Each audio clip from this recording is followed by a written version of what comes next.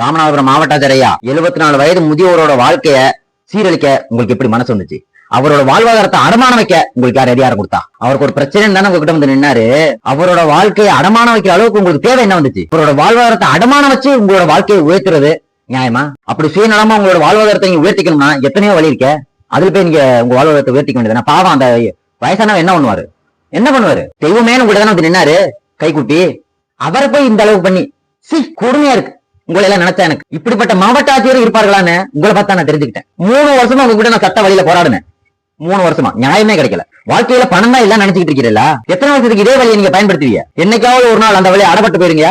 அடப்பட்டு போயிரும். ஆடு மாடு தேடினும் ஆணை சேனை தேடினும் கோடி வாசி தேடினும் குறுக்கே வந்து நிற்குமோ ஓடியிட்ட பிச்சையும் உகந்து செய்த தர்மமும் சாடுவிட்ட குதிரை போல் தர்மம் வந்து நிற்குமே.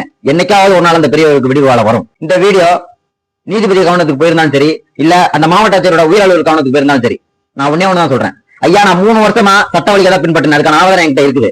என்னை இந்த நிலைமைக்கு தள்ள வச்சது அந்த மாவட்ட ஆட்சியர் தான். காந்தி வழியில போய் பார்த்தா நீதி கிடைக்கல, சுபாஷ் சந்திர சொல்லியில் இறங்கிட்டேன். என் மேல வழக்கப்பட்டுங்க. நான் ஆதாரத்தோட கோர்ட்ல வந்து சமர்ப்பிக்கிறேன். உங்களுக்கு மண்டிட்டு தான் இந்த வாழ்க்கையை வாழணும். அப்படிப்பட்ட வாழ்க்கை தேவையில்லை. அரசியலமைப்பு அதுக்காக உருவாக்கப்படல. என்னால நிச்சயம் சொல்ல முடியும், அந்த முதியோர் வாழ்க்கையை மாவட்ட ஆட்சியர் ஆதாயத்துக்காக தான் சீரழிச்சிருக்காருன்னு என்னால ஆதாரப்பூர்வமா நிரூபிக்க முடியும். வழக்கப்பட்டுங்க. இழந்த உரிமையை பிச்சை எடுத்து பெறுவதை விட போராடி பெறுவதை மேலுங்கிறான் அம்பேத்கர். வாங்க கோர்ட்ல சந்திப்போம். சட்டம் அறிந்தால்தான் நமக்கு உண்டான அநீதிகளை எதிர்க்க முடியும் என்ற கருத்தோடு மேலும் சட்ட தகவலுக்கு நம்மளுடைய சேனலை சப்ஸ்கிரைப் பண்ணிக்கோங்க.